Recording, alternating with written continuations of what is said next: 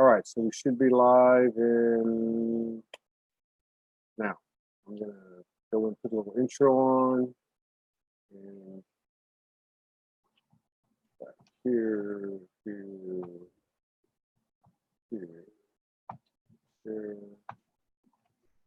sound. Boom. I'll be back in 2 minutes. I'm gonna share through the network. Okay, sounds good.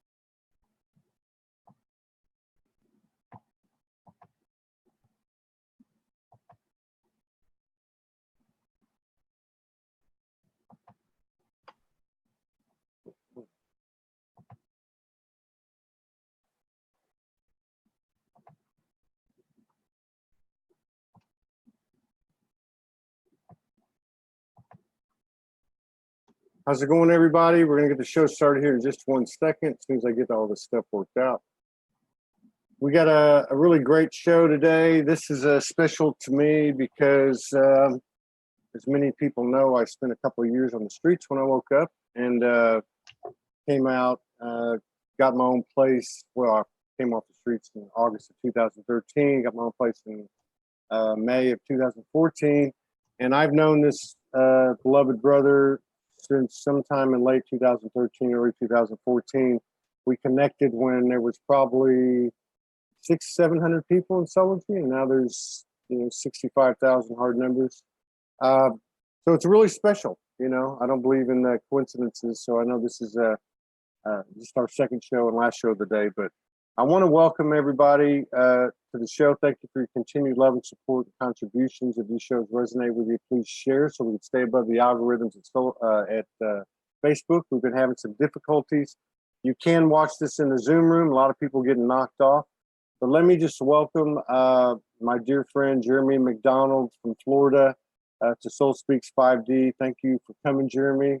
It's an honor to have you here, and thank you for sharing space with us today.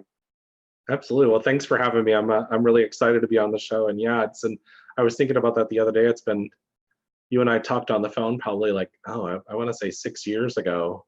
And I was in an emergency room with a friend of mine. and it was a very powerful conversation. And yeah, it's been a while. It's been a while. So thanks. Yeah.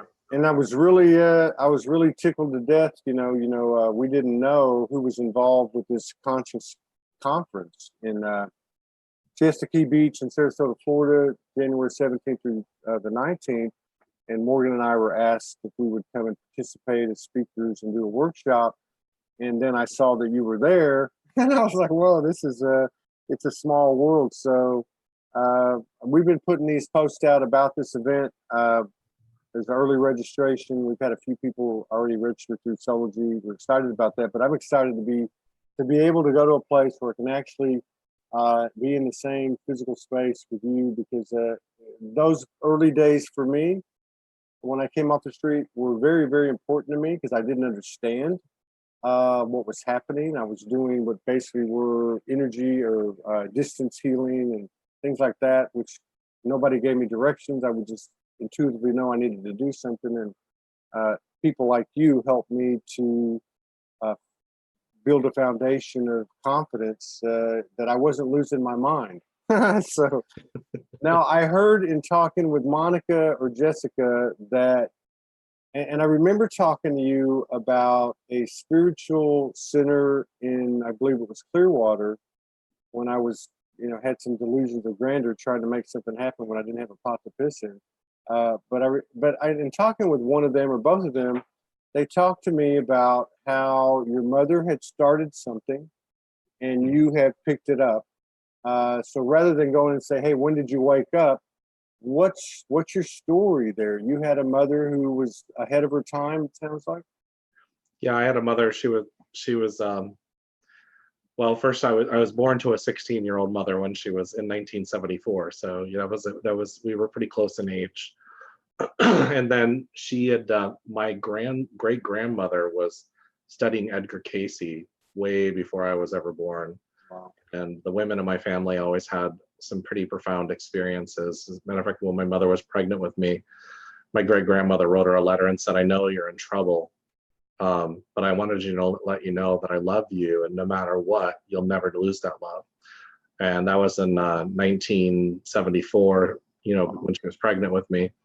So, it runs in the family, and my mom had kind of pushed that aside to raise me because she thought that she needed to go into the normal churches. But she had left and she studied with shamans and was a natural healer and just an amazing woman. But she probably in the early 90s started going to this women's psychic development group, and I thought she was pretty crazy. Actually, I used to make fun of her, to be honest with you. You know how sons do that with their moms. And she says, well, there's a lot more to this than you think, Jaron. I think that if you really looked at your life, you'd know you have a lot of these interesting experiences. You're just not ready to admit it yet. And so lo and behold, I started having and remembering experiences from my childhood. And, probably about 1998, I started studying metaphysics and spirituality and really diving into a lot of different alternative studies and natural healing, developing my own abilities and stuff like that. And so, it's been 21 years later, and my mother and I started a group with her best friend in 2002 called the Lamplight Group. And so about 2006, I really kind of stepped out and started pushing that out in the world, and the idea was to awaken the planet and to bring light to other people and show them how to open up their own light. Now, in the beginning, you have zero idea what you're doing.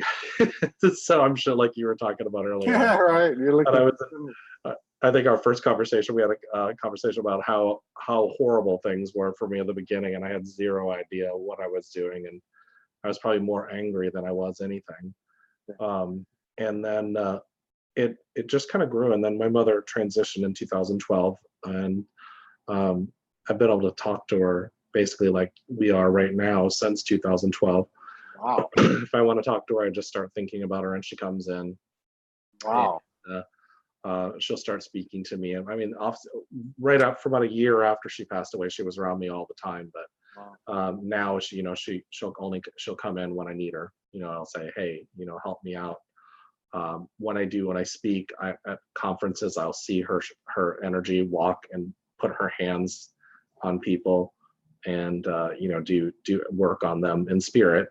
And she had a dream about that probably in about 2008, where she saw me speaking in front of large crowds of people, and she saw herself out in the audience doing healing work. She loved her healing work. And so I didn't realize that was going to be her in spirit.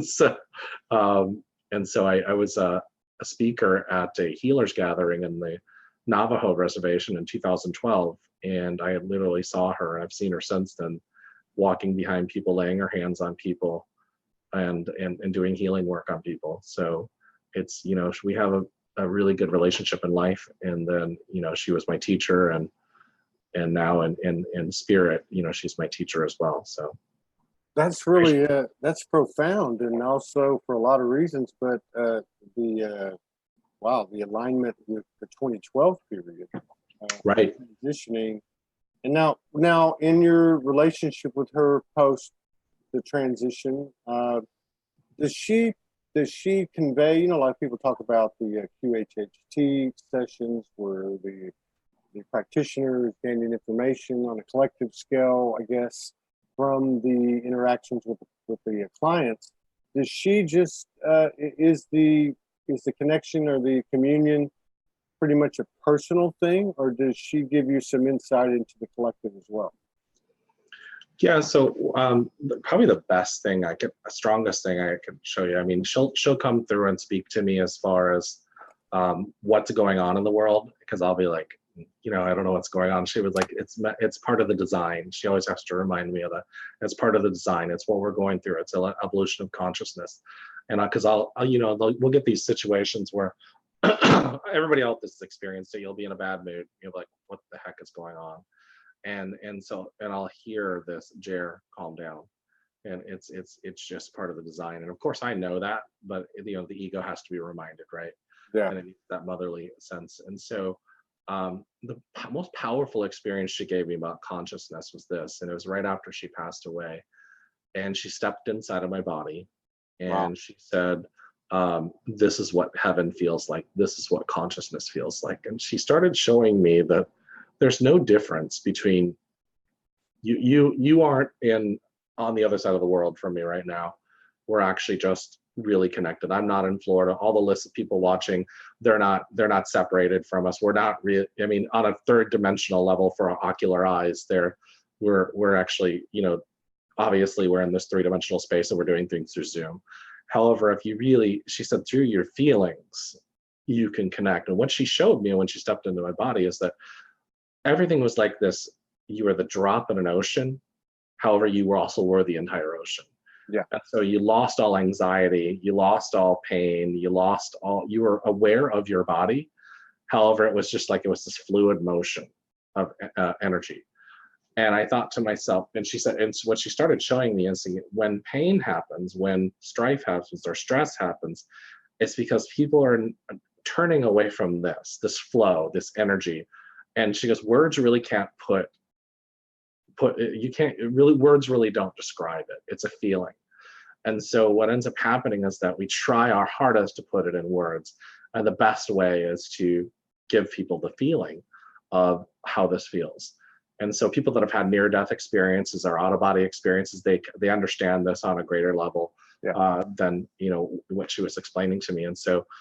And what she started showing through this time is that you'll see, like you and I see these arguments that people have on social medias about the smallest little thing.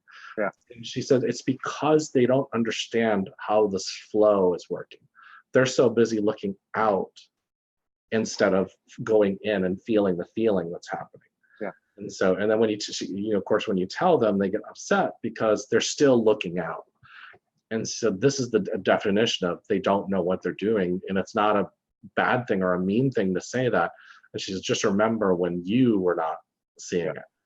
Yeah. And so that's kind of where we can have the compassion for everybody, is we can say, okay, you remember back, 10 years ago, 5 years ago, when you didn't see it or you didn't feel it, and you had all this pain and anxiety going on inside of you. And that's where, it was just really interesting. And so what ends up happening is we're so far in the masculine side of our brains, or the masculine side of who we are, because it's very directional, instead of being in the flow of the feminine. Now, we don't want to push out the divine masculine.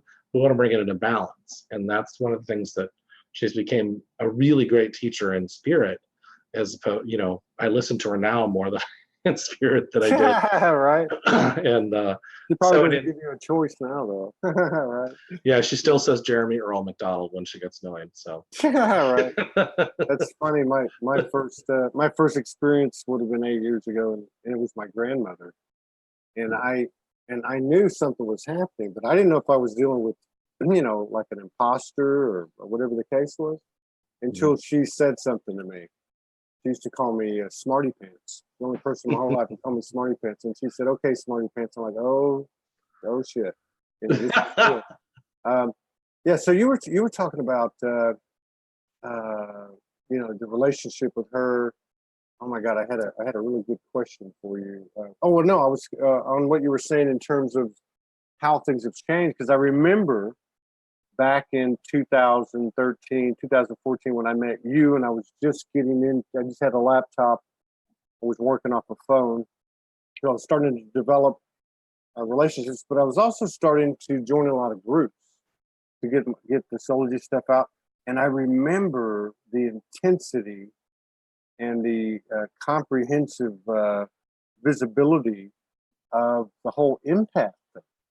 You know, people coming out and saying, "Oh my God, you know, I'm living with the narcissist. You know, I take on everyone's feelings. I'm losing my mind. I'm pulling my hair out." But I remember that, and as an example of what you're talking about, you don't see that as much anymore. So that seems to be part of that collective shift. You know, as you referred to, some people aren't aware of this or aren't aware of that. But yeah, we have come a long way, haven't we? Yeah, and people are waking up like big time. I mean, like one of the things I've seen so much is people posting all this stuff about what empaths go through. And when I first started, 20 some odd years ago, 20 years ago, if you even pulled out a pendulum and mentioned anything about an empath, they'd start talking about what's her name from Star Trek, and how she was an empath. They really they didn't really understand it. And so now people are really understanding that not only empath, but they're also starting understanding what narcissists do to us. Yeah. And then, I started talking about probably like 5-6 years ago, maybe a little longer than that, probably 7 or 8 years ago, talking about what's this concept of Watika. And I started saying that is a psychic psychosis. It's the Mohawk Indians, I believe, that taught that to us. And it's the psychic psychosis that rests within us. And so, and what that is that, so people are starting to awaken up to this, and that's that darkness in you that, flares up, and it still flares up in us at times. Yeah. And so, and you have to have a relationship with that. And Yeah. so, meaning you have to love it. Yeah. And people are starting to see that. Now, when I was saying it 6, 7, 8 years ago, people thought I was nuts. And so the first time I remember standing up in a church in 2007 and telling them that they were God. And that didn't. Well, that's a pretty tall order to say something like that in a church in the Deep South, which is what I just want to commend you and give you and your mom props and all your community over there, because I know that area. I lived in Tampa 3 different times, lived in Jacksonville, lived in Miami. The level of conditioning there blew my mind, that it was so entrenched. But yeah, so you guys have made a stand and illuminated a place that's quite amazing. That's quite an amazing achievement. Yeah, it's really changed a lot here. Even the spiritualist churches needed a lot of growth, but that's just a part of it. It's just a part of who we are, and frequency is changing, and I honestly believe that we're in that 45D area, and we're pushing into that direction. And so where we were just talking about it in 2010, in 2011, and so it's 2012, there has been significant changes, and there's even the political structure that's going on, that's a catalyst for pushing change. So even though it doesn't always make us happy sometimes. So yeah, at least it's forcing some change. That's right. Whatever that may be. Now, I want to ask you, Pete, you've been in this game for a long time. You've been in this awareness, or at least, with your mom and everything that's happened that you talked about. Well, one of the things that I see, you talked about the darkness and developing a relationship.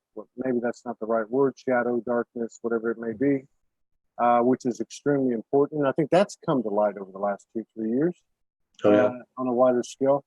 But people such as yourself, and I don't put myself in that category, that have been in communion for so long and expanding their skills, expanding their abilities, expanding their ability to communicate with the non-physical, if you will, it is a huge challenge to the ego.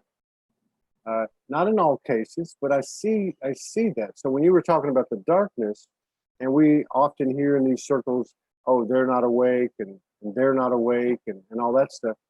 I see from my own observation, I could be wrong, some people out there who are not aware, of that blind spot because they're getting such powerful stuff coming in that, Mhm. and rightfully so, that it would be a challenge, to the human side or human aspect or the ego, whatever you want to call it. What are your thoughts on that? Do you see much of that? Have you Oh, experienced that, and how would you deal with that, or whatever perspective you have? honestly, I hear that it's getting less and less. However, I've heard that for years, is that these people aren't awake or that person's not awake. The first I want to address is what does that exactly mean? I mean, what does awake mean? I mean, yeah, we talk about it and stuff like that, but there's still, 20 years later, there's still areas of my life where I'm veiled, Yeah. where I'm not fully awake. And Yeah. so I always say this: you're not, unless you vibrated yourself out of this body and are walking or floating on a rainbow, Yeah. like they paint to Buddha and Jesus in. If you're still in this physical, there's certain aspects of yourself you're still digging into. And so, with that being said, yeah, people that are, one of my close friends, and I think you actually know her name, is Virginia Drake. Yeah. And Oh, yeah. Virginia. yeah, She was a very special part of my early awakening too. Yeah. yeah, she's incredible. She's been my teacher for probably 13 years now, and a really good friend. But one of the things that she told me, she goes, sometimes I actually like the person that's not awake, quote unquote. And because they get these profound things that happen. And when she's working with them, they're so open and eager to learn. Yeah. She was the ones that have been, quote unquote, studying and awake Yeah. for years and years. They've started getting this concept of this is the only way, Yeah. and they're not open. And so I had a really interesting experience right after my mother died. And to tell you this really quick story, because it relates to what we're talking about. And she had passed away, and we were at her memorial, and a friend of mine walked up and said, hey, this guy named Raymond Moody is coming to speak next month. I really think you should go. And at the time, I didn't know who Raymond Moody is. Don't ask me why I didn't know, but because he's been in this realm for a long, long time. But I ended up not only meeting him, interviewing him, and becoming acquaintance with him, taking quite a few classes from him. But what he taught me is he talks about the Greek skeptic, and so the philosopher. And what he said is that when you start to say that this is the only way, you've automatically created a dogma. And when you create a dogma, you close your mind off to the infinite possibilities. And so that correlates with what quantum physicists say. They say, once you focus your mind here and say, this is it, then you miss out all these quantum possibilities that are happening out here. And so when we start to say, this is the only way to be awake, then we miss all these possibilities. And so that's why they say we should live in the now of the moment. Yeah. And so if we live in the now of the moment, then we have all these different possibilities. So I don't even see people say, well, this isn't, some people say, well, that's not spiritual and that's not spiritual. And I'm like, what does that even mean? Yeah. Spiritual means I'm just living in the now of the moment, enjoying myself. Yeah. And so, and being good to people and truthful and, being true with myself and all that other kind of stuff. And so I think that we really kind of get ourselves caught up in new dogmas, and we tried to escape from old dogmas. And now we're into this other realm, new level of dogma. And so, we just have to be careful and just be open-minded and question everything. Like, Yeah. just question everything. And it's okay. And because in those moments, you'll just have a really, really good time. And what happens happening at different frequency, you hit joy, happiness, laughter, openness, receptiveness, all this other, that kind of stuff. And you really get to experience life for the fullest. And so, yeah, absolutely. I see that all the time. I see, I was a part of the disclosure community for a long time. I see them blowing up and arguing with each other right now. And however, that's not necessarily a bad thing. That doesn't make them awake. It just not awake or not awake. It means that as things start colliding, it means it's pushing us to new levels. And remember, pearls that form through friction. Yeah. And so, sometimes I just look back, and my favorite saying is that's not my circus and not my monkey. Right. And I just walk away. And that was probably one of my hardest lessons, because I wanted to save the world. And so I think we all did, and I think and that's a good point you bring up too. I was talking to someone the other day, just spontaneously. We did a show. We were supposed to do a music show. We started talking, and in the conversation we said, okay, well, step one was that disclosure step. That one where you found out, 9/11 wasn't what it was, and JFK and this and that and GMOs and all that. So you did want to raise hell and you did want to point it out to the world. And then you got to a point where you kind of went, I'm kind of feeding the monster, you know, and you went into, the next step of it, which was the modalities and the processes and the connection to past lives and the different aspects of code opening up in ourselves, memories, whatever you want to call it. And then the third one was now we just do what you said a minute ago. You just be, just do our thing and live and breathe and follow our bliss and such. But it brings to mind to me that these things were all very, very important things for us, but they only took us so far. It's kind of like the yogi guru thing, and I don't mean to sound that as a bad connotation, but the whole thing about let me teach you something. Now, there's still relevance to that, but what seems to be happening with this, I guess the rising energy practitioners they're empowering people to do it for themselves, and by virtue of that and other things, the people themselves are starting to realize that. Physician heal thyself. They're starting to realize that they can do it all on their own. So it's interesting how this stuff just keeps moving, and what was once seen as, let's say, upper echelon or more aware and awake can actually flip, to Virginia's point. Because one thing I've noticed about people that are not awake is that they can be, if not as authentic, as raw, as genuine or more than those who maybe hold that bar of soap too tight in the spirituality circles. You know what I mean? So that's an interesting thing, though, and I think it's important to have these type of discussions because it does lend to a greater self-awareness as we put the microscope on ourselves. Yeah. Well, and then you mentioned something really powerful there: healer, heal thyself. And honestly, one of the things, if we continue to work on ourselves, if you're out there wanting to be a healer and facilitate other people's healing, you have to work on that in yourself, because what it is all you are is the conduit or facilitator of their own healing, so they can heal themselves. Even with Reiki, people that are Reiki practitioners, the first atonement says, healer, heal thyself. But truthfully, one of the coolest things is to watch people, all these light bulbs come off in their head, and see them get super excited about, wow, that was not as hard as I thought it was going to be. Wow, I just had this profound shift. And that's the coolest thing. I did psychic readings at a shop back in 2001 to probably 2004 or 5. And since you're from Tampa, you'll probably recognize this as an Ybor city. Oh, yeah. And so it was called the Psychic Cafe at the time. And I remember sitting there reading a bunch of drunk people all the time.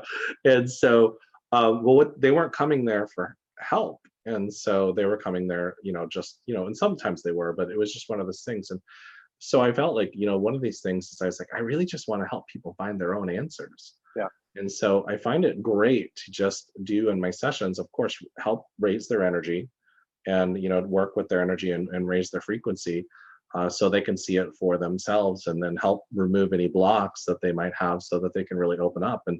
And so you see these people that you do that with, and then their lives are shifting and changing, and that's a lot more rewarding than people being strung out on paying you $100 every 2 weeks. I mean, I have people coming in and paying me $100 every 2 weeks to have me tell them the same thing, and that's not fun. And and for those either out there that are wanting to heal, come on, let's work ourselves out of a job. Yeah, exactly. Exactly. So yeah, my wife's been doing it about 20 years, and she's always said, she won't see a person more than 3 times. That's it. Because the whole idea is to just open the door for them. And I wasn't somebody when I met her. I met her in 2015 September. And that probably would have been a couple of months later. I was taking a little spirit walk, talking to her on the phone, and she said, there's something going on. I was feeling it. And I hadn't really delved into these type of conversations. And she said, pull up your higher self. And I said, well, how do you do that? You know? So I sat down and had one of my early dimensional experiences facilitated by her, which, you know, but it is. And I had the same feeling after that. I was like, wow, that's not that difficult, you know? Yeah. Yeah. Actually, I did this with my daughter, my youngest kid, a couple of days ago. And I was actually going to get Morgan to talk to her, and she couldn't talk to her. So I said, all right, let me just take you through something. And took her through a 5-10 minute energy session, and she got it, you know. Pulled her higher self up, pulled up her 5-year-old version, had a discussion, and cleared and balanced, you know. So it is not as difficult. It's not woo-woo. It's not black magic. It's actually utilizing our strengths, which is our emotions and our imagination and everything we've been told that we're not supposed to do. Yeah. Yeah, I do this exercise in my class. It's a 5 minutes balancing session. And like it's really about 30 seconds, to be honest with you. And it's really exactly what you're talking about. I just tell people to pretend like they're 5 just for a second. Yeah. And I say, you know, because you have to have that child mind, you know, sometimes to release and let go. And I say, you know, connect in your mind, and then you feel that connection coming down and, you know, going through your body, and then, you know, ground, and then you feel that connection with the earth, and then all of a sudden you say balance, and you say all this in your mind. Yeah. And so you feel that connection of both, and then they balance in the heart. And so and the important thing is to get them to feel, and you have them stand up when they do it in the class, because what they'll end up doing is they'll start moving around. Their body will just kind of sway around, and they'll be caught in this balancing of the Mother Earth and divine masculine, or connected to source, or whatever you want to call it. And so then they start realizing what flow is. And so you get them this feeling. I said, okay, so now throughout the day, when that person cuts you off in traffic, or your boss pisses you off, or whatever, all you're going to do is just in 30 seconds say connect, ground, and balance, and remember this. Yeah. Because if we remember the feeling, then we can literally, and that's not woo-woo, because you can literally feel it in your body. Yeah. And the Chinese taught it in Qigong. It was called Wuji, was the actual stance. And so it really starts to get you balanced in your heart, because this heart is the epicenter of your energy body. So yeah, now it really is. You do a lot of things, right? Or have done. I'm not sure which, if you may have let some of it go. But can you tell us a little bit about what you do? I know you're involved with the Lamplight Group, what that is, what you do as an energy worker. Do you work with people online? And maybe, you know, we can talk about the Conscious Conference toward the end, but anything you've got coming up, or any offerings you have, anything like that? Yeah, I actually do healing work and coaching work. So my sessions are usually about an hour and a half long. I keep them about an hour and a half, and I do most of them through Zoom, like we're talking right now. And I will record them, you know, and then I'll you know, put them onto Google Drive and share the link with the people so they can have it later on. And so I do a lot of energy work with people through Zoom, and then I do a lot of coaching work with them, and, you know, any intuitive work potential. So but I do a lot of that, helping them release blocks and open themselves up so they can have this experience like you were talking about with your daughter.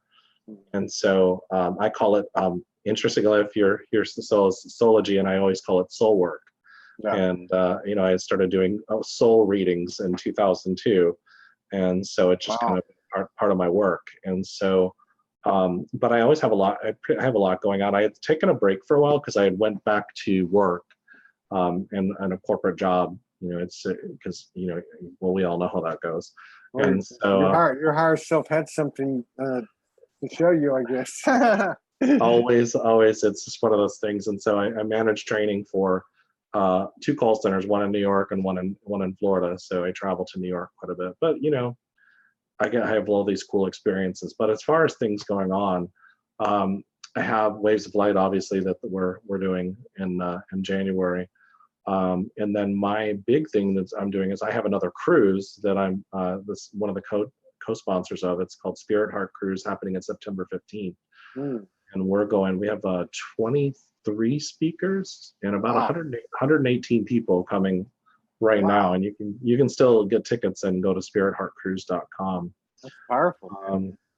And so then I'm actually working on, I haven't released this yet, but I'm working on something with Jessica.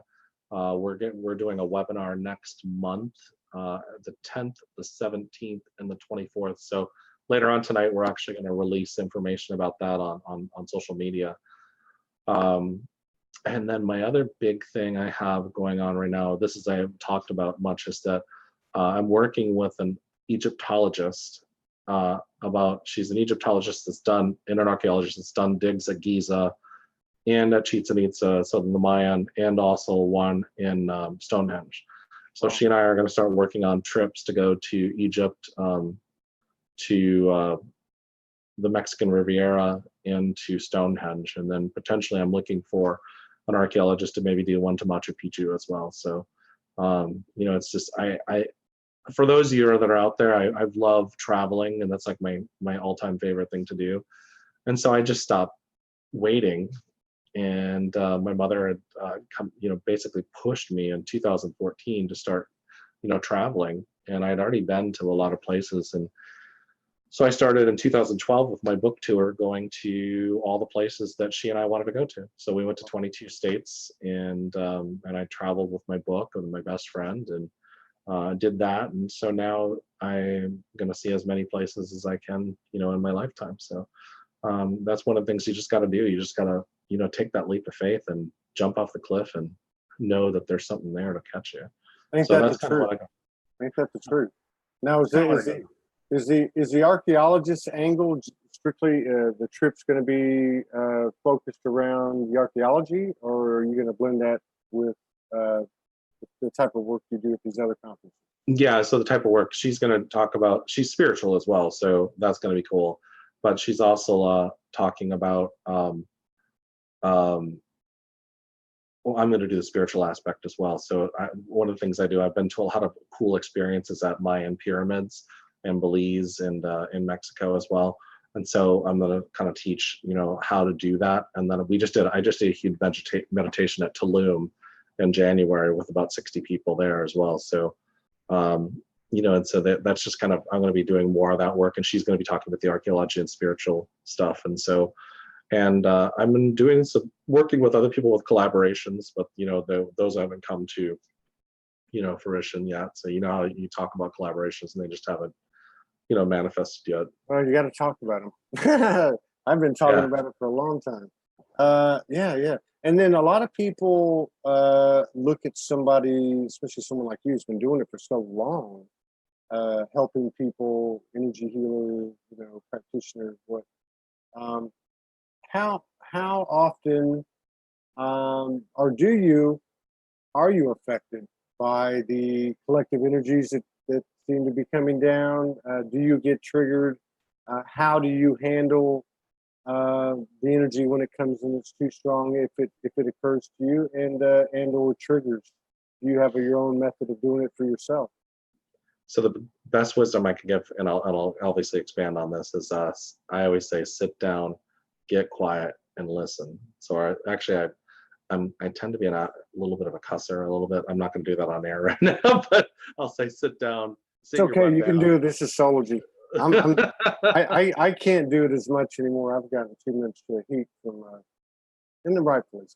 But yeah, feel free to let the F-bombs go. That's cool. So I just one of those things is sit down, get quiet, and listen. Some people say, well, I don't know what to do with that, and I'm like, so one of the things that happens is that I know that if something's happening in I'm getting triggered, or I got a lot going on, the energy is so much that all those things that I had going on that were, all that busy work other than my own obligations, they can go on hold, because right now the best thing I can do, and best thing that most of you guys can do out there, because you guys are tremendously large beings. I just want you guys to all know that you're tremendously, amazingly large beings. So when you get triggered, when you get angry, not trying to shame anybody, because that's not what this is about. Right. Your energy, that pulse or energy goes like that out into the consciousness. And so the best thing you can do for peace of the world, and also for yourself, is to sit down and look at it and breathe. The most important thing is to breathe. And why? What ends up happening? So if something triggers you and you start getting angry or upset or anxious or whatever those feelings are going, there's this part of your brain back here. I call it the crocodile brain, or some people call it the reptilian brain. Right. Reptilian brain. And so that's called the fight or flight. And so it's triggering that. So when you breathe, because breath is life, and start relaxing your body and focusing on it, and then you start talking to that crocodile brain and saying, hey, it's okay, relax, everything is going to be fine, everything is divine timing and divine order, all that kind of stuff. You start becoming, for those of you that are parents out there, you'll understand this. It's like you're coddling your child when they were upset, when they were a baby. Yeah. You start treating that aspect of yourself with love, as much love as you gave your child. And so, and once it happens, then we just say, oh, you know what, I've got to go to work, I got to do this, my friends, I was supposed to have lunch with them. And even if at work, you can do that. You can take 5 seconds for yourself or 5 minutes for yourself, but it really comes to the inner journey is the talking to that aspect in all aspects of you. And so we don't have time for that. And so that's really the relationship I was talking about earlier. That's that relationship. And then when it's happening, I've actually had mine come up, even as recently I was triggered on something. I heard it, literally, I call it the motherfucker, basically, sometimes. I do too. I and thought so I was the only one that did that. So it starts to rear up, and I was like, whoa, whoa, whoa, whoa, whoa, whoa. Internally, I love you. However, now is not the time to bitch slap this person. Let's just come back and let's wait.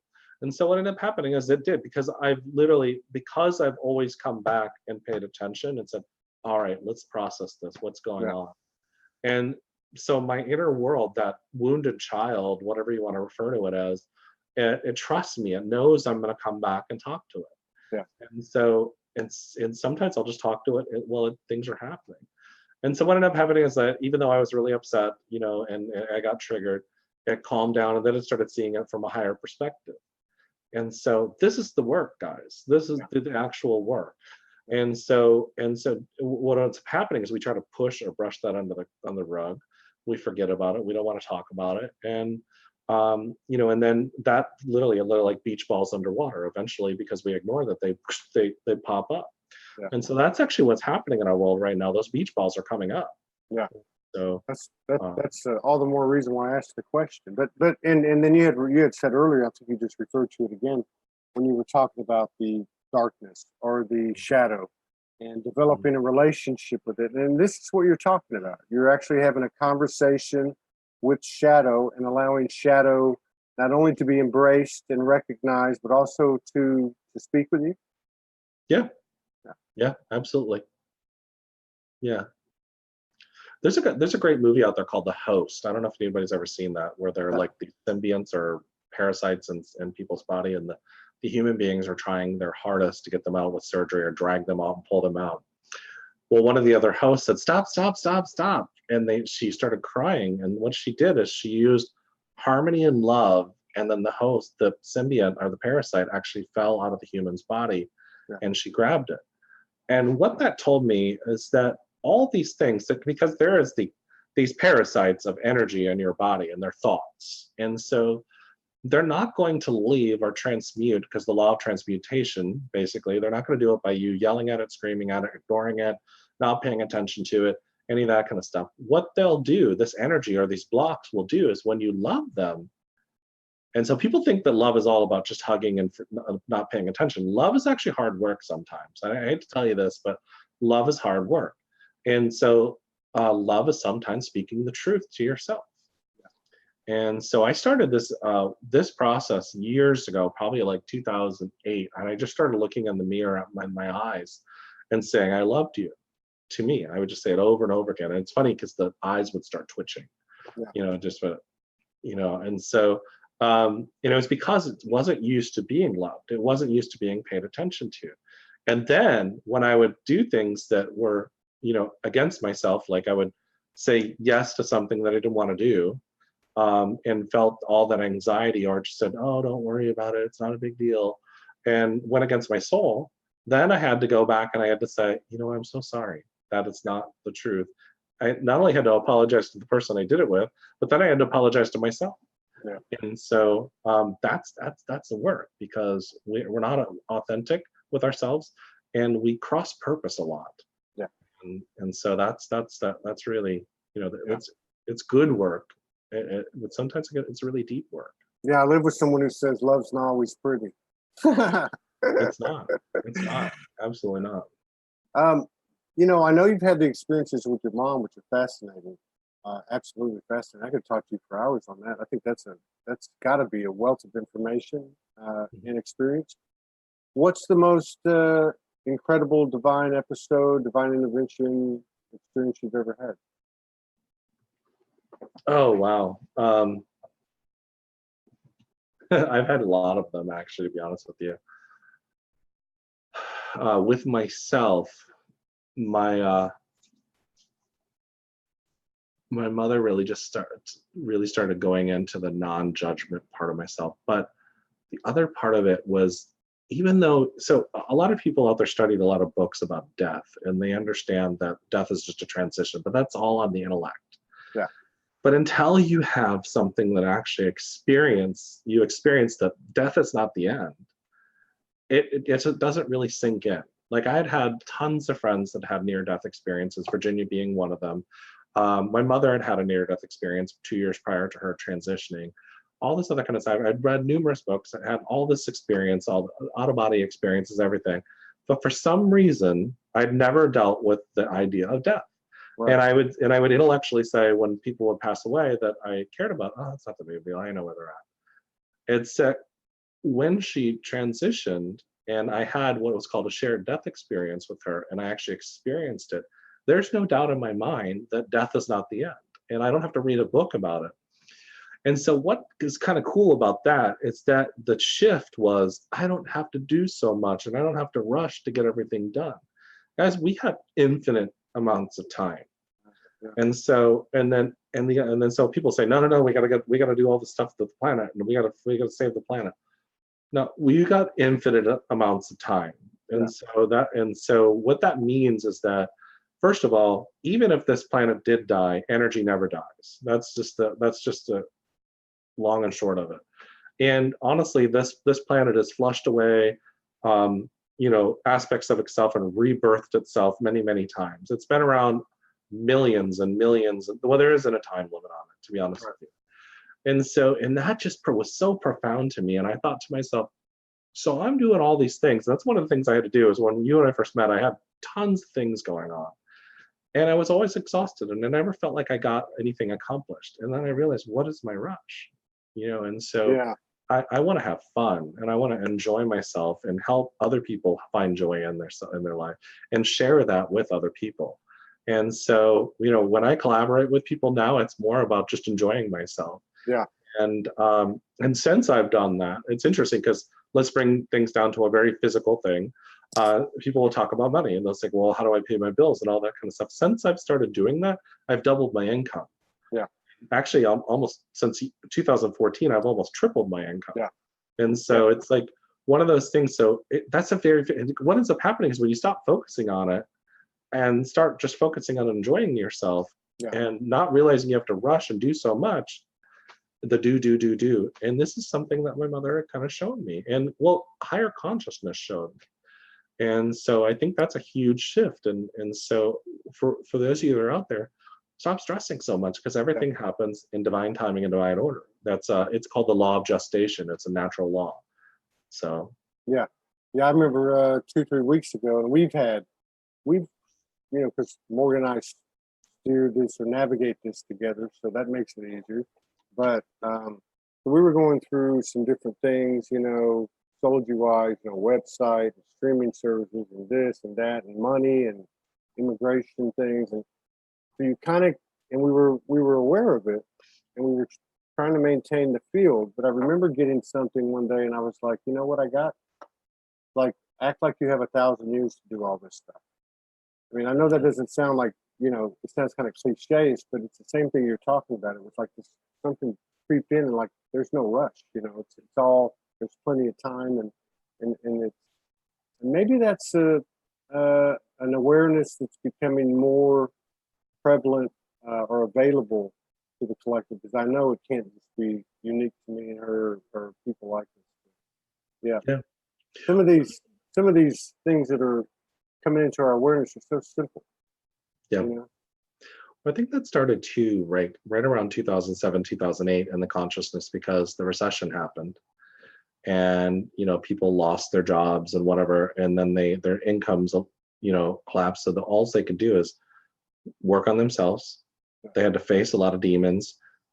They they got more connected with their families. And so I think that was kind of the beginning. And so, well, there's been a lot of beginnings, but the point is that then we started opening up to other aspects. And so remember, life is ups and downs. It's like this roller coaster. And so, for while you guys are out there, like, every experience is an opportunity, and it's a great experience. Even though it annoys the crap out of you, it's still a great experience. And so, Right. and so, that's that now of the moment stuff. And I think that, yeah, absolutely, I agree with you that consciousness is shifting and is very aware of this. I don't have to do so much, and I just have to. I mean, back in like 2004 or 5, I remember I was getting up at 7 a.m. and working until midnight. Yeah. And I was managing a mortgage company up in Baltimore at the time. And so, I don't want to live that life. I mean, I want to, my best friend is like my brother, and he lives in the duplex right next to me, and him and his partner are getting ready to potentially adopt a baby. And so I want to have that be a part of, that's my family, and so it's like, and those are the things that are important to me as well. So that you do these things that make your heart sing, and things like, what did Joseph Campbell say? Follow your bliss. Yeah. And so, that's right. And so things will unfold, and I don't know. There's just so much to it. We could probably spend another hour talking about this, but it's. Oh yeah, and that's what I was getting at. Is that when we got into the game, it was almost like, oh, you got to clear these chakras, and you got to do this, and you got to astral project, and you got to, and it's now coming down to this simple, profound awareness of, well, what you just said. These very simple things. These things that are. I look at it like a kid. You put a kid, 3, 4, 5-year-old kid in a toy room, and some toys they're going to gravitate to, and some toys are not, and but they're going to have a good time with it and illuminate illuminate that image. Yeah. So I want to ask you 2 more questions before we go. One is, I thought I had asked Virginia when I started doing this a couple of years ago if she'd come on. I can't remember. I have to go look at my messages. I don't run into her much. Occasionally we'll say hi to her on a post she puts out. I wonder if she would come on the show. She probably would. Yeah, you just have to ask her. Yeah, But the deal with the interesting thing about her practice, and I think it's really kind of the coolest things, is she does this calendar, like she literally, normal calendar. She just places her hands on it at the beginning of the month, and she says, "I'm ready to serve you," and let whoever's feels the call. And that woman gets, she's, I think she's turning 69 this month. It's either 68 or 69. If I'm getting the wrong age wrong and I'm majoring, I'm going to get in trouble. But I'm just kidding. But the point is that she's really busy, and just message her. I'm sure I know she is. I know she is. Now, how do people get in touch with you if they want to do a one-on-one session? What's the best way for them to get in touch with you? So my best way is jeremymcdonald.net. It's just my phone number and everything on there. And honestly, if you connect with me on Facebook, I probably answer my Facebook Messenger more than I answer my phone. And so, but if you do call me on my phone number on my website, just leave a voicemail, and I definitely will call you back. It comes through text message into my phone. So, so that's the best way to get a hold of me. Well, I was going to pull that up, but evidently we're having some issues here. Thank God it didn't happen during the show. I look forward to seeing you, brother. I look forward to collaborating with you in January, and Morgan and I getting to meet you and everybody that's involved there, and possibly some other collaborations, in the future. So keep us in mind. If there's anything we can do, or you want to bounce anything off of us, let us know, and just keep on trucking. And thank you for all that you do, your service to humanity, and for being an important part of my journey. Absolutely. And thank you so much, and many blessings to everybody. You take care. Best to you and yours. All right. Bye-bye. Bye-bye.